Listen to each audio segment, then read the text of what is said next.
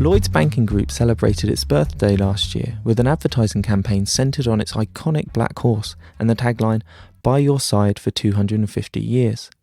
The recent relationship between the bank and its home market has been a little more complicated, from the government bailout in the financial crisis to the billions of pounds paid to compensate consumers for missold payment protection insurance. With a languishing share price clouding the government's planned public sale of its remaining Lloyds stake, this three-part podcast offers a closer look for current and would-be retail investors. What should we be telling Sid? In this episode, we cover the bank's recent history, much of which is told by veteran city journalist Ivan Fallon, author of a new book tracking Lloyds through the banking crisis, Black Horse Ride. The story begins with Sir Brian Pitman, its chief executive from 1983 to 1997, and the man who created its strong retail banking franchise. Pitman was a remarkable man. I knew him well. He actually strode the stage in the city in the banking world more than any other banker in my lifetime. When he became chief executive of Lloyds in the early 90s, had a market value of $1 billion. When he left, 12 years later, it had a market value of over $40 billion. So that's an enormous increase in market value. Under Pitman's leadership, Lloyds expanded in its home retail market, buying Trustee Savings Bank in 1995, followed by a building society, Cheltenham and Gloucester, in 1997. But with this focus on the UK, the bank cut its overseas ties. Ivan Fallon again. He basically decided that the great growth area for clearing banking was UK domestic banking. And in the drive for that, he sold off some fantastically good assets overseas. Lloyds, when he took over, Lloyds was basically an overseas bank. And he sold all the South American interests that became much more valuable later. He sold something like 27 subsidiaries overseas and bought into the UK and drove the earnings and the return on capital. It was a new concept. Banks didn't have the concept of return on capital, but ROCs, as it became known, and still is, the great measure of how a bank is doing. But all this expansion in one market became a problem as the company came up against the competition authorities. When Pitman finally retired, was in a box. It had nowhere to go other than try to make a major acquisition. Pitman had largely grown the business in the last 5 years or so by making big acquisitions like the TSB and then taking out £1 billion of costs. But then after that, they were so big they weren't allowed to take over any other business. They did try to take over Abbey National, were turned down by the Competition Commission, and instead they took over very lamely. It's not turned out too badly in the end, but they bought Scottish Widows almost in desperation. They bought an big insurance company. They didn't need it for the strategy, but they were still even more landlocked after that. After the turn of the century, Lloyds under Sir Peter Elwood struggled to find a European partner and became the boring bank it was known as ahead of the financial crisis, a UK-focused retail lender with a good dividend, but lacking the investment banking and international operations that made its rivals more popular in the market. Well, the shareholders became increasingly angry, and there was some quite, the city analysts who really go with whatever the fashion is, were actually quite vituperative in saying, Lloyds is the most boring stock, and RBS is a fantastic stock, and HBOS is a fantastic stock, and Barclays is a fantastic stock, and HSBC is a fantastic stock. And Lloyds, if you're a widow or an orphan or whatever, you want a really boring old dividend stock, invest in Lloyds. So the pressure on the new management, Eric Daniels, who is a very competent professional banker, American, who worked at Citibank, he began turning this monolith around. The financial crisis finally gave Lloyds its opportunity to make its big acquisition. After an opportunistic grasp at Northern Rock, its sights settled on HBOS. HBOS came along exactly a year after Northern Rock in August of 2008, when the world banking crisis was beginning to get very, very serious. So that was the stage where Victor Blank, the chairman of Lloyds, went to Gordon Brown and said, "You are going to have a problem. This bank can't survive in our view, can survive. And Gordon Brown already knew that. And you're going to have to nationalise it, which is an absolute anathema to Gordon Brown. He saw that as the last nail in the coffin of New Labour. You're either going to nationalise it, or we'll offer you a private sector solution. We'll take it. We've been talking to them. We've basically got agreement with them, but we can't get any further without changes in the competition laws. Nothing happened until the middle of September, when suddenly Lehman Brothers goes bust and the whole banking system is in the biggest crisis for 100 years.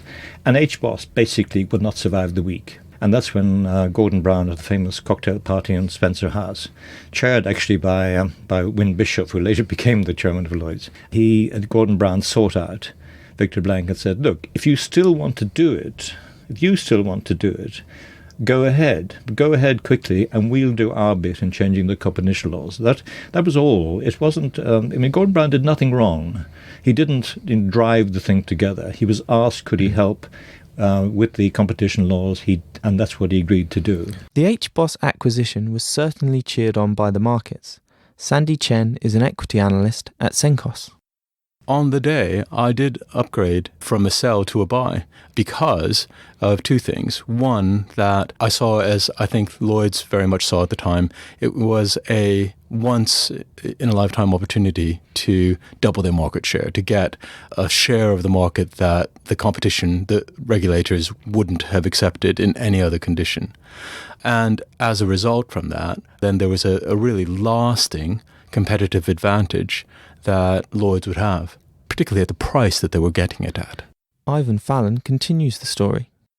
Once Lloyds had said we're going to go ahead, and once they'd made the announcement, and once the government committed itself to helping with the deal, the whole government machine, in a very major way, the whole of the FSA, the whole of the Bank of England, now the governor was hugely aboard on this, and he behaved after that rather well, actually, but it was too late. And, of course, Alistair Darling and the people in the Treasury now drove that thing incredibly hard. Every obstacle, there was hours and weeks of meetings by the absolute senior officials to help Lloyds do that deal. At the same time, the government was compelling reluctant banks to recapitalise in order to strengthen their balance sheets at a time of extraordinary market stress.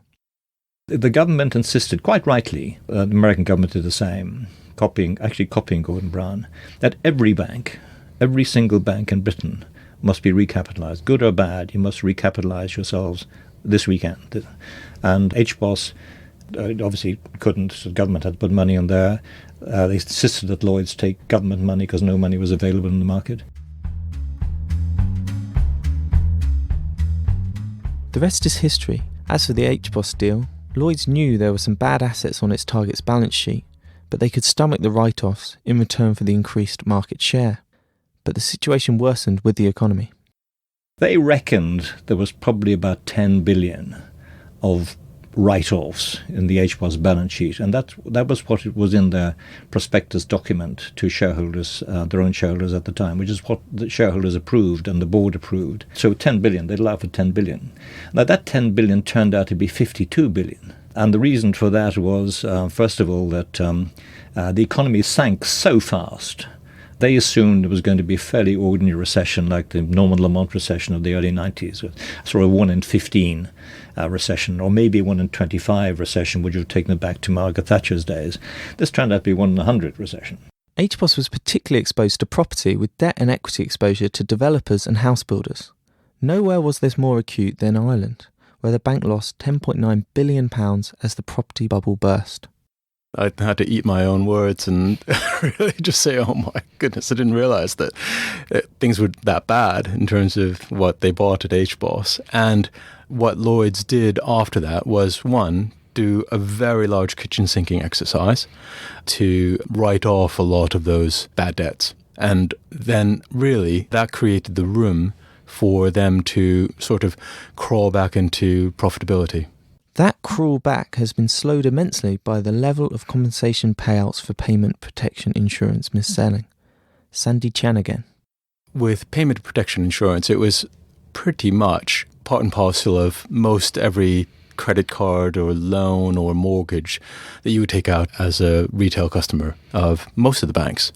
And really, no one thought much about it. There were quite a few complaints, but actually there wasn't a concern that there would have to be a payout from the banks until, with the change in management at Lloyds, the new CEO came in and said, well actually, these lawsuits and they've got a point, that it's just not fair that we actually did missell PPI.